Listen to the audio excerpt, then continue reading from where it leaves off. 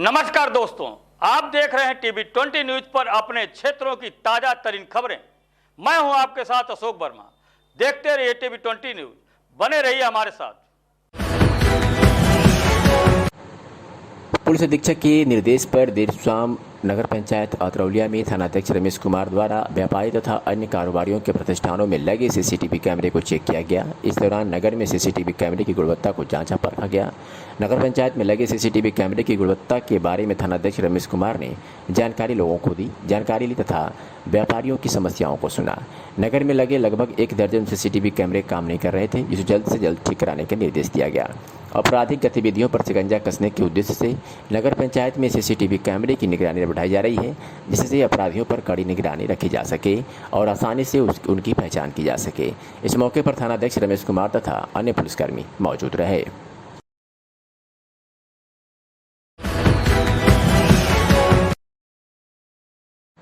सरकार की महत्वाकांक्षी कार्यक्रम आज़ादी का अमृत महोत्सव के अंतर्गत प्राथमिक स्वास्थ्य केंद्र महाराजगंज परिसर में ब्लॉक स्तरीय मेले का आयोजन किया गया। कार्यक्रम के मुख्य अतिथि भाजपा जिला उपाध्यक्ष सत्येंद्र राय रहे, जबकि कार्यक्रम का संचालन डॉक्टर प्रवीण चौधरी ने किया। कार्यक्रम की शुरुआत मुख्य अतिथि के सरस्वती प्रतिमा पर दीप प्रज्वलित और फीता काटने से हुआ। स्वास्थ्य मेले के संबंध में मुख्य अतिथि सत्येंद्र राय ने बताया कि इस प्रकार के स्वास्थ्य मेले में के आयोजन से हर गरीब समाज के लोगों को लाभ मिलेगा। पहले इलाज के नाम पर लोगों को अपने गहने तक बेचने पड़ते थे। आज देश के प्रधानमंत्री व प्रदेश के मुख्यमंत्री को धन्यवाद देता हूं कि आज लोगों को मुफ्त व सस्ता इलाज मिलने के साथ ही गंभीर बीमारी के लिए 5 लाख तक का इलाज फ्री दिया जाता है। चिकित्सक अधीक्षक प्रवीण चौधरी ने कहा कि आज़ादी के अमृत महोत्सव कार्यक्रम के अंतर्गत स्वास्थ्य मेलाओं के एक श्रृंखला शुरू की गई है, जो 18 अप्रैल से 23 अप्रैल तक प्रत्येक ब्लॉकों में 1 दिवसीय मेले के रूप में आयोजित की जा रही है। स्वास्थ्य सेवाओं की पहुंच बनाने के लिए स्वयं एवं स्वास्थ्य सुविधाओं को आम जनमानस में प्रचारित करने के उद्देश्य से इस मेले का आयोजन किया गया है। इस मेले में आयुष विभाग के साथ शिक्षा, महिला बाल विकास योजना विभाग, ग्रामीण आंगनबाड़ी, आयुष्मान भारत योजना, दिव्यांग युवा कल्याण आदि विभागों की योजनाओं से संबंधित स्टॉल लगाए गए थे, जिसमें पंजीयन के लिए 1 पुरुष व 2 महिला काउंटर, आशा भुगतान के लिए 2 काउंटर, टेलीमेडिसिन के 2 काउंटर, RT-PCR आदि के लिए भी काउंटर बनाए गए थे, जिस पर उपस्थित ग्रामीणों को जानकारी दी जाती रही। इस मेले में कुल 2459 लोगों को रजिस्ट्रेशन हुआ, जिसमें पुरुष और महिला तीनों ने इसका लाभ उठाया। अतरौलिया के RS कॉन्वेंट स्कूल में बच्चों ने जन जागरूकता के माध्यम से पर्यावरण बचाने के लिए पेंटिंग प्रतियोगिता द्वारा लोगों को जागरूक किया। इस दौरान पर्यावरण पर अच्छी पेंटिंग बनाने वाले बच्चों को सर्टिफिकेट देकर पुरस्कृत किया गया है। पुरस्कार वितरण समारोह के मुख्य अतिथि स्वास्थ्य अधीक्षक डॉक्टर शिवाजी सिंह रहे। प्रतिभाग करने वाले बच्चों को पुरस्कृत करते हुए डॉक्टर शिवाजी सिंह ने बताया कि यहाँ के बच्चों की प्रतिभाओं को देखकर लगा कि बच्चों के अंदर जो भी प्रतिभाएं छुपी है उसे बाहर लाने की ज़रूरत है। पुरस्कार वितरण से उनके अंदर एक प्रतिस्पर्धा होगी और बच्चे इसमें बढ़ चढ़कर हिस्सा लेंगे। प्रतियोगिता में कक्षा 8 की छात्रा मोनिका कुमारी को प्रथम स्थान, कक्षा 7 की अनामिका को द्वितीय स्थान तथा कक्षा 8 की प्राची को तृतीय स्थान प्राप्त हुआ है। इसमें लड़कियों व लड़कों ने भाग लिया। विद्यालय के बच्चों ने बढ़ चढ़कर इसमें हिस्सा लिया। आइए सुनाते हैं कि विद्यालय के प्रधानाचार्य अजय कुमार चौबे और मुख्य अतिथि डॉक्टर शिवाजी सिंह स्वास्थ्य अधीक्षक ने क्या कुछ कहा। छोटे बच्चों की पेंटिंग क्या लगा आपको, कैसा लगा इसके बारे में? सही नहीं, आज बड़ा अच्छा लगा। इस पुरस्कार वितरण समारोह में हमें मैनेजर साहब द्वारा मिला था। बच्चों की प्रतिभाओं को देखकर लगा कि प्रतिभाएं छुपी हुई हैं और उनके अंदर काफ़ी प्रतिभाएं हैं, उसको निकालने की ज़रूरत है। आज ये पुरस्कार वितरण से उनके अंदर एक प्रतिस्पर्धा होगी और बच्चे इसमें बढ़ चढ़ के भाग लेंगे, इससे उनकी और प्रतिभाएं अच्छी होंगी। मैं Ajay Kumar Chaubey, vice principal RS convent school. आपके विद्यालय में ये पेंटिंग प्रतियोगिता हुई थी, ये कैसे हुई थी, कितने बच्चे फर्स्ट सेकंड कार्ड आए हैं और इसके बारे में? विद्यालय प्रतियोगिता इस सत्र की 2022-23 की ये पहली प्रतियोगिता है, जिसमें टोटल 88 स्टूडेंट्स ने पार्टिसिपेट किया था, जिसमें first position Monika Kumari class 8A, second beauty Anamika 7A and third position पाई थी प्राची क्लास 8A। इसमें टोटल 60 गर्ल्स एंड 18 बॉयज़ ने पार्टिसिपेट किया था और बच्चों ने काफ़ी बढ़ चढ़ कर के हिस्सा लिया, जिससे आज पुरस्कार वितरण समारोह डॉक्टर शिवा सिंह जी के द्वारा कराया गया। क्या बच्चे के कैसी पेंटिंग प्रतियोगिता हुई थी और कुछ और बच्चे लोग को प्रोत्साहित किया गया हाँ, इसके बारे में बताइए। बच्चों को समाज के प्रति जागरूकता फैलाने के लिए आज प्रदूषण व्यापक स्तर पर बढ़ रहा है, लोग पेड़ों को अनायास ही काटते जा रहे हैं, उसको लेकर के सामाजिक परिवर्तन को लेकर के बच्चों को बीच एक टॉपिक दिया गया था कि आप ऐसी प्रतियोगिता बनाइए, ऐसी पेंटिंग बनाइए, अपनी कला का प्रदर्शन करिए जिसमें समाज को संदेश मिल सके। तो इसमें बच्चों ने बढ़ चढ़ करके हिस्सा लिया और अपनी कला का प्रदर्शन किया। आजमगढ़ में चतुर्थ सड़क सुरक्षा सप्ताह के तहत पुलिस अधीक्षक आजमगढ़ अनुराग आर्य व अपर पुलिस अधीक्षक यातायात सुधीर जायसवाल के आदेश के क्रम में यातायात प्रभारी कौशल पाठक के द्वारा शहर के रेलवे स्टेशन, ब्रह्मस्थान, बिलरिया की चुंगी, ITI tempo stand, Narauli stand पर मौजूद ऑटो चालक व यातायात के नियमों की जानकारी दी गई कि सभी ऑटो चालक अपनी दाहिनी तरफ से सवारी न उतरे, चढ़े इसके लिए पूरी तरफ से एंगल लगाकर जाम करेंगे, जिससे दाहिनी तरफ से उतरने पर होने वाली दुर्घटनाओं को रोका जा सके तथा सभी ऑटो चालकों को मानक के अनुरूप सवारी बैठाने के लिए बताया गया।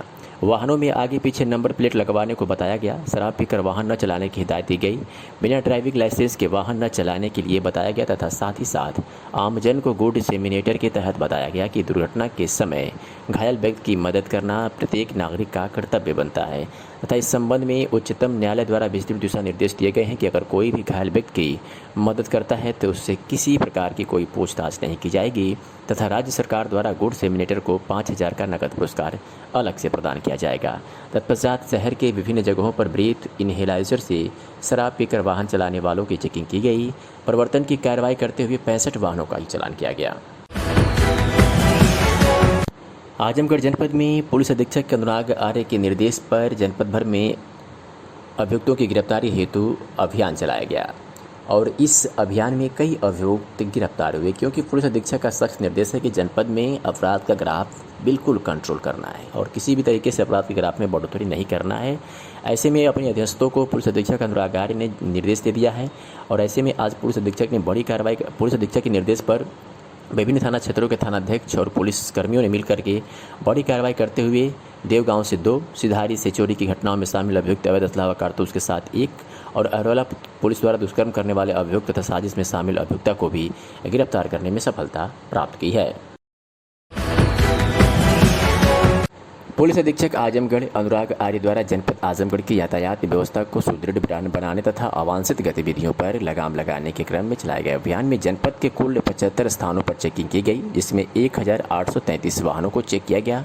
बिना नंबर प्लेट की गाड़ी चलाने, यातायात के नियमों का पालन न करने व नवयुवकों द्वारा मोटरसाइकिल पर 3 सवारी चलने तथा बिना हेलमेट के चलने वाले 464 वाहनों का चालान किया गया तथा थाना जैनपुर से 1 वाहन को सीज किया गया है।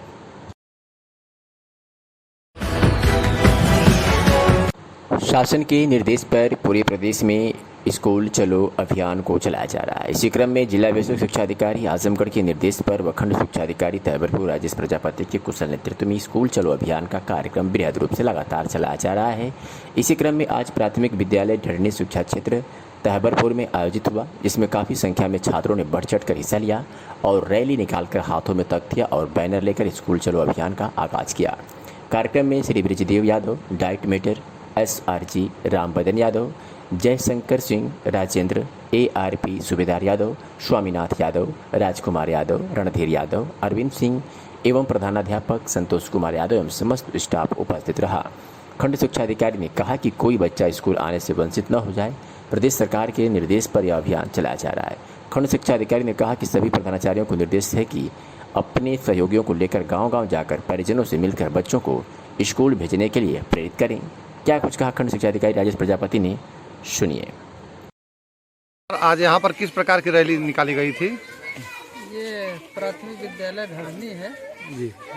प्रधानाध्यापक ने स्वरूप से स्कूल में नामांकन बढ़े, ज़्यादा से ज़्यादा बच्चे स्कूल आएँ, इस उद्देश्य को लेकर अपने सारे बच्चों को इकट्ठा करके हम लोगों के साथ, यहाँ के डाइट मेंटर के साथ और ARP SRG के साथ हम लोगों ने भ्रमण किया है और गांव-गांव में लोगों से संपर्क करके ये कहा है कि जो भी हमारे एप्रोप्रिएट एज के बच्चे हैं, 6 से 14 साल के जो बच्चे हो गए हैं, उनका नामांकन अनिवार्य रूप से बच्चों का स्कूल में करवाया जाए। कोई भी बच्चा स्कूल जाने से वंचित ना है। इस संदर्भ में सरकार से सर इस समय क्या दिशा निर्देश है नामांकन को वृद्धि के लिए? वृद्धि के लिए है निर्देश सरकार का कि सारे स्कूल के जो प्रधानाध्यापक है वहाँ प्रधानाध्यापक अपने और सहकर्मियों सहित सभी लोग मिल के लोगों से जाके संपर्क करें, हाउस होल्ड सर्वे करें और यह सुनिश्चित करें कि सारे बच्चे हमारे स्कूल में आ जाएं। एक भी बच्चा छूट गया तो हमारा संकल्प छूट गया। बहुत अच्छा सर। बलिया के थाना बाजी रोड व एसओजी की संयुक्त पुलिस टीम द्वारा 1800 यानी 1800 लीटर अवैध नजायज अपमिश्रित शराब बरामद किया गया है। एक को गिरफ्तार किया गया है। बता दें कि मुख्यमंत्री उत्तर प्रदेश सरकार के द्वारा प्रदेश में लागू अपराध मुक्त नीति के आलोक में अपराध एवं अपराधियों के विरुद्ध पुलिस अधीक्षक बलिया द्वारा चलाए जा रहे धरपकड़ अभियान के तहत पुलिस को सफलता हाथ लगी है। मामले में क्या कुछ कहा क्षेत्राधिकारी बांसडी ने, सुनिए। क्या मामला है मैडम? दिनांक 19 अप्रैल 2022 को पुलिस को ये सूचना प्राप्त हुई कि एक गांव है बाजरी रोड अंतर्गत रोहुआ, जहां पे अवैध शराब जो कि बिहार पहुंचाई जा रही है, ये सूचना पुलिस को प्राप्त हुई। इस सूचना पर थाना बाजरी रोड थाना प्रभारी और स्वाट टीम उनकी संयुक्त टीम मौके पर गई और तलाशी ली गई वहाँ पर। तो वहाँ पर 200 पेटियों में कुल 1800 लीटर अवैध शराब थी, जिसको वहाँ पर रखा गया था और उसको बिहार भेजे जाने के लिए उसको वहाँ पर रखा गया था। मौके से एक अभियुक्त गोलू तिवारी है जो कि बिगनी का रहने वाला है, उसको गिरफ्तार किया गया। 3 अभियुक्त हैं मौके से जो कि अंधेरे का फायदा उठाकर वहाँ से फरार हो गए। उनको गिरफ्तारी के लिए दबिश दी जा रही है। पुलिस ने धारा 60 और 63 आबकारी अधिनियम 272 और 273 आईपीसी में अभियोग पंजीकृत करके पुलिस के द्वारा विवेचनात्मक कार्रवाई की जा रही है। जो फरार अभियुक्त हैं उनको गिरफ्तारी के लिए दबिश दी जा रही है। आजमगढ़ के में युवा कल्याण एवं प्रांतीय रक्षक दल विभाग की संयुक्त तत्वावधान में विकासखंड स्तरीय स्वास्थ्य मेले के आज विकासखंड टानी के सराय में मेले में मुख्य अतिथि ब्लॉक प्रमुख विपिन सिंह एवं अखिलेश कुमार मिश्रा और गुड्डू सदस्य प्रदेश कार्य समिति भाजपा द्वारा 22 युवक एवं 18 महिला मंगल दलों के प्रोत्साहन स्वरूप खेल सामग्री का वितरण किया गया। विकासखंड महाराजगंज में मेले के मुख्य अतिथि सत्येंद्र राय भाजपा व खंड विकास अधिकारी बिमला चौधरी द्वारा 32 युवक एवं 39 महिला मंगल दलों को प्रोत्साहन रूप स्वरूप खेल सामग्री का वितरण किया गया।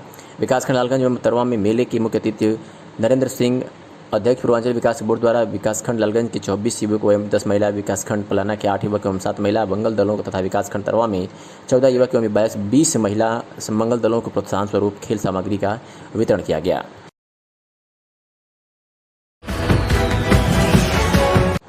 आजमगढ़ जिले में आज विपक्ष के तमाम दलों के नेताओं आमजन ने मिलकर मानव श्रृंखला बनाते हुए सड़कों पर उतरकर प्रदर्शन करते हुए भाजपा सरकार पर हमला बोला और कहा कि भारतीय जनता पार्टी आरएसएस और उनके तमाम अनुसांगिक संगठन देश को तोड़ने की कोशिश कर रहे हैं। विपक्ष के नेता पहली बार इस तरह सड़क पर उतरकर अपना विरोध दर्ज करा रहे हैं। प्रदर्शन में शामिल कामरेड जयप्रकाश ने कहा कि विश्व हिंदू परिषद, बजरंग दल और कई अन्य सेनाओं ने नवरात्र और रामनवमी के नाम पर दंगाई और उपद्रवी माहौल बना दिया है। सरकार इन दंगाइयों को समर्थन दे रही है। इनके खिलाफ कार्रवाई तो छोड़िए, कुछ बोल भी नहीं रही है। ये उन्मादी मस्जिदों पर झंडा फहरा रहे हैं। इन लोगों के पीछे कोई अदृश्य ताकत है जो इन्हें बढ़ावा दे रही है। प्रदर्शन में शामिल नेताओं ने प्रधानमंत्री मोदी के बार भी इन दंगाइयों को रोकने का या इन घटनाओं पर रोक लगाने को लेकर कई बार भी अपना मुंह न खोलने को लेकर भी नारेबाजी जताते हुए उन पर हमला बोला है। लोगों ने सवाल उठाया कि आखिर ये देश को किस तरफ ले जाना चाह रहा है। इस मामले में कामरेड जयप्रकाश ने क्या कुछ कहा है, सुनिए। पार्टी की सरकार दोबारा बनी है। लगातार महंगाई, डीजल पेट्रोल के दामों में, उपभोक्ता वस्तुओं में लगातार वृद्धि हो रही है और महंगाई चरम सीमा पर है। इन सब सारी चीज़ों को दबाने के लिए, जनता का मूड डाइवर्ट करने के लिए सरकार लगातार सांप्रदायिक ताकतों को बढ़ावा दे रही है, उनका सहयोग कर रही है। इन सब सारी चीज़ों को लेकर के आज सभी भारतीय जनता पार्टी को छोड़ करके सभी दल के लोगों ने सरकार की इस जन विरोधी नीतियों का विरोध करने का निर्णय लिया, जिसके तहत हम लोग आज सड़कों पर आए थे। को लेकर आप लोग प्रदर्शन कर रहे हैं? देखिए, पिछले 1 अप्रैल से संगठित रूप से आरएसएस के जो विभिन्न संगठन हैं, विश्व हिंदू परिषद, बजरंग दल, बहुत सारी सेनाएं हैं, इन्होंने पूरे देश में नवरात्र और रामनवमी के नाम पर एक दंगाई उपद्रवी माहौल बना दिया है, जो इस देश के लिए बहुत चिंता का विषय है। सरकार इस मामले में इन उपद्रवियों को पूरी तरह से समर्थन दे रही है, उनके साथ खड़ी है। जनता के हर प्रतिरोध को कुचल देने की अगर कहीं से आवाज़ आ रही कि मस्जिद पर नहीं फहराना चाहिए झंडा, तो उसे मुजरिम और दंगाई करार दिया जा रहा है। सवाल यह नहीं है कि कौन लोग काम कर रहे हैं और ये टीनेजर लड़के क्यों सड़कों पर हैं। सवाल इससे ज़्यादा बड़ा गहरा है, इसलिए हम लोगों ने यह आयोजन किया है। इसके पीछे कोई बहुत बड़ी ताकत है जो अदृश्य है, दिख नहीं रही है। इस देश में एक देश के लोकतंत्र को, देश के संवैधानिक संस्थाओं को, यहाँ कानून के राज को ख़त्म कर देने वाली एक संस्था है और एक आपराधिक संस्था है वह, जो विलुप्त है, बहुत पीछे है, अदृश्य है, और उसके विभिन्न तरह के सिर्फ प्रयास हमें दिख रहे हैं, उसके हमले दिख रहे हैं। वो संस्था अंत में आड़ में खड़ी है। दुर्भाग्य है, संविधान के बल पर चुना हुआ भारत का प्रधानमंत्री पिछले 15 दिनों से इस पर एक शब्द नहीं बोला है, वो मौन है। वह इन दंगाइयों के बारे में यह भी कहने के लिए तैयार नहीं है कि भाई लोकतंत्र और कानून का सम्मान करो, लेकिन एक व्यक्ति बोला है, इसलिए उस अपराधी की शिनाख्त हुई है। 10 तारीख को आरएसएस प्रमुख मोहन भागवत ने कहा कि 10 से 15 वर्ष के अंदर में भारत सनातन भारत बन जाएगा और जो इसके रास्ते में आड़े आएंगे उन्हें मिटा दिया जाएगा। ये उनका ब्रह्म वाक्य है जिस पर आज पूरा आरएसएस भाजपा चल रही है। दूसरा, उन्होंने कहा कि भारत सनातन है और सनातन ही भारत है, यानी जो भारत की आज़ादी के दौर से निकली हुई अवधारणा है, लोकतांत्रिक भारत की, समावेशी भारत की, धर्मनिरपेक्ष भारत की, आपसी भाईचारे वाले भारत की, संविधान से चलाने वाले भारत की, उस भारत को उन्होंने चुनौती दी है। और चुनौती इस अर्थ में दी है कि उन्होंने कहा कि हम करुणा, दया और प्रेम की बात तो करते हैं, लेकिन हमारे हाथ में लाठी होगी, लाठी से हम इसे लागू कराएंगे। और आज पूरे भारत में आरएसएस के गूंज लाठी से अपना लोकतंत्र लागू करा रहे हैं।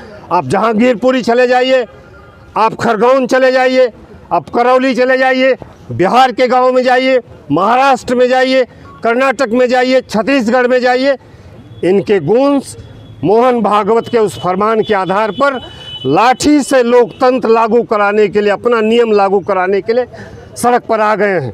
इसलिए हम सभी राजनीतिक दलों के लोग, कांग्रेस पार्टी सहित, समाजवादी पार्टी सहित, मार्क्सवादी कम्युनिस्ट पार्टी, भारतीय कम्युनिस्ट पार्टी और बहुत सारे लोकतंत्र अमन चाहने वाले लोग हैं जो यहाँ मौजूद हैं, सब चिंतित हैं, क्योंकि हम जानते हैं कि आग लगेगी तो आएंगे कई घर इसकी जद में। इस देश में सिर्फ मेरा ही मकाम या मेरा विचार नहीं है, हजारों विचार हैं, सबको खत्म करना, सबको। आजमगढ़ जिलाधिकारी विशाल भारद्वाज की अध्यक्षता में आज कलेक्ट्रेट सभागार में आगामी 3 मई को पड़ने वाले ईद एवं परशुराम जयंती के अवसर पर शांति व्यवस्था एवं सुरक्षा व्यवस्था बनाए रखने के लिए जनपद के प्रमुख धर्म गुरुओं के साथ बैठक की गई। जिलाधिकारी ने सभी धर्म गुरुओं को संबोधित करते हुए कहा कि शांति व्यवस्था को बनाए रखने के लिए प्रदेश सरकार एवं जिला प्रशासन प्रतिबद्ध है। उन्होंने कहा कि शांति व्यवस्था को भंग करना व त्योहारों में किसी प्रकार की बाधा उत्पन्न करने पर कठोर कार्रवाई की जाएगी। उन्होंने कहा कि हमारे त्यौहार भाईचारा, प्रेम, सौहार्द उत्सव के प्रतीक हैं। उन्होंने कहा कि सभी धर्म गुरु अपने समर्थक, अनुयायी एवं शिष्यों को निर्देश दे दें कि किसी चौराहे पर कोई भड़काऊ भाषण या किसी वर्ग विशेष के विरुद्ध गलत शब्दों का प्रयोग न करें, जिससे शांति व्यवस्था भंग हो। जिलाधिकारी ने कहा कि सोशल मीडिया पर भी गलत बयानबाजी एवं किसी की आस्था पर गलत टिप्पणी न करें, जिससे कि आस्था पर ठेस पहुंचे। यदि इसी प्रकार की टिप्पणी या पोस्ट किया जाता है तो संबंधित के विरुद्ध कठोर कार्रवाई की जाएगी। जिलाधिकारी ने कहा कि शासन पूरी तरह से शांति व्यवस्था एवं महिलाओं की सुरक्षा के लिए प्रतिबद्ध है, इससे किसी प्रकार का समझौता नहीं किया जाएगा।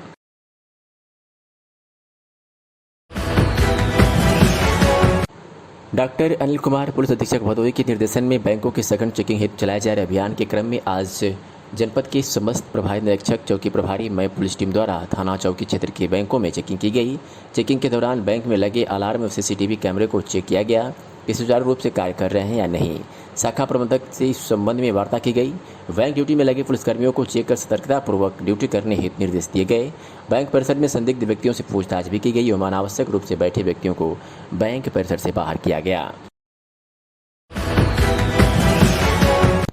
सऊदी अरब से एक बड़ी खबर आ रही है, जहां हजारों किलोमीटर से आकर भारतीय व अन्य देशों के मजदूर आपस में भाईचारे से रहते हैं। हमारे सहयोगी जहूर आलम सैयद ने वहां जाकर लोगों से बात की और मौके का जायजा भी लिया, जिसमें देखा गया कि वहां काम कर रहे मजदूर अपने देश से हजारों किलोमीटर दूर जाकर अरब देशों में काम कर रहे हैं। वहां भारतीय मजदूरों से जहूर आलम सैयद ने विशेष वार्ता की, क्योंकि भारत में धर्म, जात व भाषा को लेकर के हमेशा विवाद होता रहता है। वही सऊदी अरब में लोग एक दूसरे से प्रेम व सौहार्द से लोग मिलते हैं और काम करते हैं। सऊदी अरब में अधिकांशतः मालिक अरबी हैं और वहाँ काम कर रहे वाले लोग भारतीय हिंदू हैं। इसके बाद भी वहाँ पर किसी प्रकार का किसी को कोई भय नहीं है, तो वहीं दूसरी तरफ पूरे भारत देश में धर्म, जात व भाषा को लेकर भय का माहौल बन रहा रहता है और राजनीतिक पार्टियां रोटी सेकती रहती हैं। ऐसे में अरब देशों में गए भारतीय जो हिंदू हैं वहाँ कैसे और किस स्थिति में हैं, इसका जायजा लिया अरब देश गए हमारे सहयोगी जहूर आलम सैयद ने। आइए आपको सीधे सऊदी अरब से ये रिपोर्ट दिखाते हैं। मैं इस वक्त मौजूद हूँ रियाज में, सऊदी अरब की राजधानी है, और यहाँ पर मुझे कुछ वर्कर्स काम करते हुए मिल गए। इसमें कुछ हिंदू हैं, कुछ मुसलमान हैं। मैं जानना चाहता हूँ इनसे कि ये यहाँ पर सऊदी अरब में अपने देश से दूर रहकर ये आपस में हिंदू मुसलमान होते हुए भी ये क्या कोई आपस में फ़र्क महसूस करते हैं यहाँ पर रह के? मुकेश कुमार, आप पूरा नाम बताइए आपका? मुकेश चौहान। आप कहाँ के रहने वाले हैं? आजमगढ़ यूपी। क्या आप यहाँ पर रह के अपने साथियों के बीच में कोई फ़र्क महसूस करते हैं कि ये हिंदू है, मुसलमान है, हमें फ़र्क होना चाहिए? जी नहीं। ज़रा पूरा बोलिए। जी नहीं। नहीं ना। क्या कंपनी आपको जब तनख्वाह देती है तो बोलती है आप हिंदू, आप काम नहीं करते हो ठीक से? नहीं। काम में कोई फ़र्क होता है आप लोगों के साथ? कोई फ़र्क नहीं, सबको सेम। पूरा नाम क्या और कहाँ के रहने वाले हैं? आजमगढ़। कोई तकलीफ़ है यहाँ पे आपको इन मुसलमान देश में रह के? नहीं, कोई तकलीफ। माखन सिंह जी, आप पंजाब के रहने वाले हैं, आपका पूरा नाम क्या है? मेरा नाम मक्खन सिंह है जी, मैं शहीद भगत सिंह नगर का हूँ। हाँ जी। तो आपको कोई तकलीफ़? ना कोई तकलीफ नहीं जी, तो कोई फ़र्क नहीं है। अच्छा। आप यहाँ से आपस में रह के आप लोगों में कैसा है एक दूसरे के साथ व्यवहार? बहुत अच्छा जी, भाइयों से भी अच्छा। आपका नाम क्या है? मेरा नाम है मोहम्मद अनवर। मैं यूपी से हूँ, मेरा जिला सीतापुर पड़ता है। अच्छा। अल्हम्दुलिल्लाह इधर कोई दिक्कत नहीं, ये सब नए लोग हैं, कोई दिक्कत नहीं। हम लोग साथ में रहते हैं, खाते पीते हैं, हम लोग को कोई हिंदू मुस्लिम का मसला नहीं। आप संभालते हैं? जी। और आप लोग अपनी कमाई हिंदुस्तान भेजते हैं देश की तरक्की में? देश की तरक्की में भेजते हैं। जो इंडिया में हो रहा है अभी, आप महसूस क्या कर रहे हैं मुकेश? इंडिया में जो लोगों के साथ बर्ताव किया जा रहा है, भेदभाव, ये हिंदू है, मुसलमान है, मुसलमान के साथ सामान मत खरीदो, हिंदुओं के साथ मिल के रहो, तरफ तो नहीं है। यहाँ पे ऐसा कोई फ़र्क है? नहीं। जोर से बोलिए ना, खुल के। यहाँ पर कोई फ़र्क नहीं है। इंडिया में ऐसा होना चाहिए? नहीं। बोलिए। नहीं होना? नहीं होना चाहिए, सबको एक समान होना चाहिए। आप क्या सोचते हैं माखन सिंह जी? क्या एक ही समान होना चाहिए, जैसे ऐसा इंडिया में होना चाहिए। सिर्फ देश के बारे में सोचना चाहिए? हाँ जी, देश के बारे में सोचना चाहिए।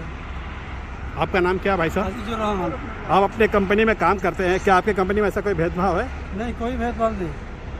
क्या सोचते हैं आप देश की ताज़ा स्थिति के बारे में? अभी न्यूज़ पे, फेसबुक पे मैं देख रहा हूँ कि हमारे देश में, इंडिया में हिंदू मुस्लिम का भेदभाव हो रहा है।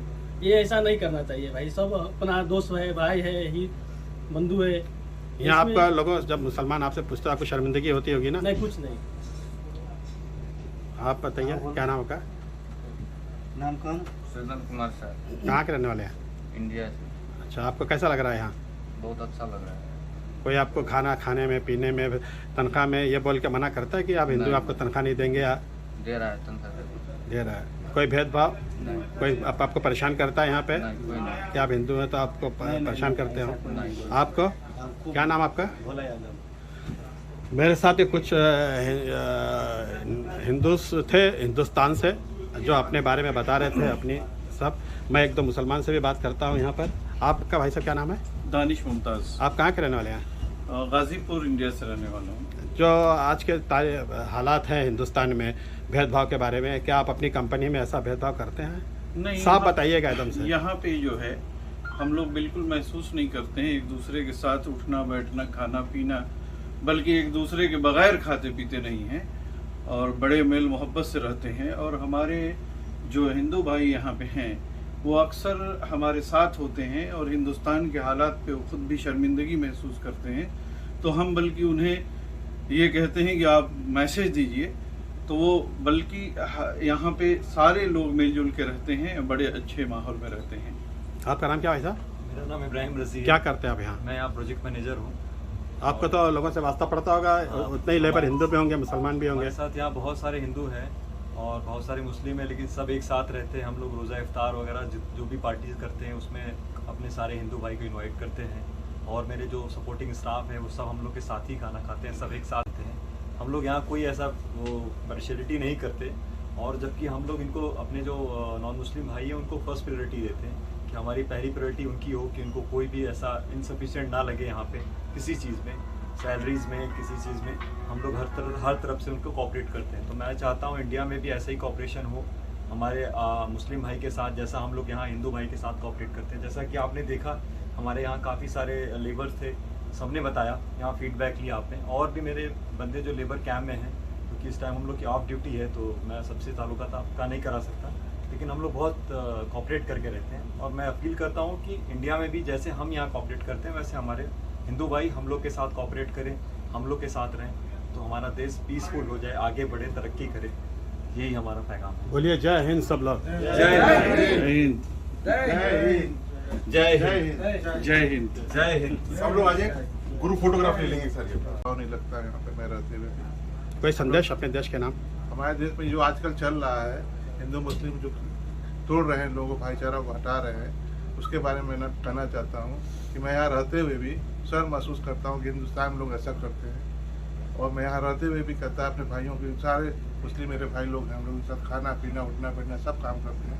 कभी हमको एहसास नहीं हुआ कि हम लोग किसी दूसरे के साथ। क्या नाम है, आप कहाँ के रहने वाले हैं? मैं बनारस का रहने वाला हूँ, सुजीत श्रीवास्तव। आप भाई साहब काफ लोग नेपाल का है। जी बताइए, कैसा लग रहा है आपको यहाँ पे? अच्छा है। अरब देश में आप रह रहे हैं। अच्छा है। आप अपने नेपाल भाइयों को संदेश दीजिए कि हम सब मिल के रहते हैं। सब चीज़ एकदम ठीक ठाक है। आपका बताइए भाई साहब, क्या नाम है? सर मैं यहाँ एकदम खुशहाल हूँ और मैं 11 साल से यहाँ काम कर रहा हूँ। 11 साल से काम कर रहा हूँ मैं। फिर घर गया था, आया इसी कंपनी में, मतलब एक फैमिली की तरह मैं यहाँ महसूस कर रहा हूँ। हमारा सर ने बुलाया है और काम भी कर रहा हूँ, बाल बच्चे जी रहे हैं। क्या नाम है, कहाँ के रहने वाले हैं? मैं इंडिया से हूँ सर, जयनगर। देश के बारे में कोई संदेश वहाँ के लोगों के लिए? अच्छा है सर, सब चीज़ यहाँ टाइम से सैलरी, टाइम से पानी, सब चीज़ है हमारा। आप बताइए कैसा लग रहा है आपको? एकदम अच्छा लग रहा है यहाँ पे आने के बाद। ये कंपनी अपने देश के लिए जो वहाँ पर लोग एक भेदभाव करते हैं, ये हिंदू है ये मुसलमान है, उसके बारे में आपकी क्या राय है? इसके लिए भी बहुत सब कुछ ठीक है। यहाँ पे मेरे को कहीं कुछ नहीं लग रहा है, क्योंकि अब हम लोग जो भी हैं हम मिलजुल के रह रहे हैं। हमारा आपका नाम क्या? मेरा सुरेश मोची सर जी। मैं भी इंडिया से मधुबनी से रहने वाला हूँ। मुझे यहाँ पे आके भी कोई भेदभाव नहीं लग रहा है किसी साथ के, कोई भी मुस्लिम या हिंदू हो, सब मेरे एक जैसा लगता है। उधर भी हमारा एक जैसा सब आदमी रहते हैं हम लोग भी। राम प्रवेश हाँ बताइए। मधुबनी से हूँ मैं भी, ठीक इधर लग रहा हूँ। कोई हिंदू मुस्लिम का कोई अच्छी नहीं। कोई आपको ये बोल के सता रहा है यहाँ पे कि आप हिंदू हैं, आपको साथ खाना नहीं खाएंगे, आपको पगार नहीं देंगे क्योंकि आप मुसलमान नहीं हैं, कोई कलमा पढ़ने के लिए जबरदस्ती करता है आपको यहाँ? मैं इस वक्त सऊदी अरब के जुबैल इलाके में हूँ और मेरे सामने है संजय कुमार उपाध्याय जी। मैं इनसे जानना चाहूँगा कि अपने देश भारत के बारे में जो आज की ताज़ा स्थिति है उस बारे में क्या सोचते हैं और क्या संदेश देना चाहेंगे देश के नाम? देखिए, मैं यहाँ पे कम से कम 99 से हूँ और जब से मैं आया हूँ करीब 22 साल 23 साल होने जा रहा है, लेकिन आज तक कभी इस चीज़ का एहसास नहीं हुआ है। बीइंग ए नॉन मुस्लिम मैं इस कंट्री में आया था, लेकिन यहाँ पे कभी भी इस बात का मेरे को एहसास तक नहीं हुआ, बल्कि और लोगों से ज़्यादा मेरे को वैल्यू और सम्मान मिला। जब मैं ये आज के ताज़ा हालात अपने कंट्री के देखता हूँ तो बड़ी तकलीफ़ होती है अंदर से कि हम लोग क्या थे और अब क्या हो गए, कहाँ जा रहे हैं, किस डायरेक्शन में जा रहे हैं। छोटी छोटी चीज़ें, हर चीज़ को मज़हब से और धर्म से जोड़ देना और इन सब चीज़ों के ऊपर कोई फ़ायदा नहीं है। क्या हम जैसे पहले हमारा इतनी अच्छे गंगा जमने तहजीब से हम लोग काम कर रहे थे, क्या अभी नहीं कर सकते? हर चीज़ को एक इवन देन एक छोटे छोटी एग्जाम्पल है, एक फल को भी इन्होंने धर्मों के आधार पर बांट दिया। आज एक खजूर को उन्होंने मुसलमान बना दिया और नारियल को हिंदू बना दिया। इतनी नीची एक घटिया सोच लोगों के दिमाग में कैसे आ गई?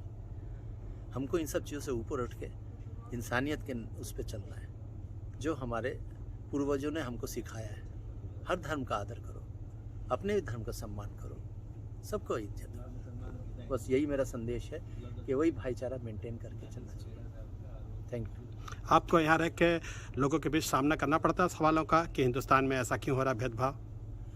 आपको शर्म है यहाँ, मतलब हमको ये कभी कदार एक दो लोकल लोगों ने, जैसे अरबी लोगों ने, ऐसे तो नहीं लेकिन कभी ऐसे पूछा था तो उस समय बड़ी शर्मिंदगी महसूस हुई, जवाब देना मुश्किल हो जाता है, तो एम्बेरसमेंट फील होती है। हमसे बात करने का धन्यवाद संजय कुमार उपाध्याय जी।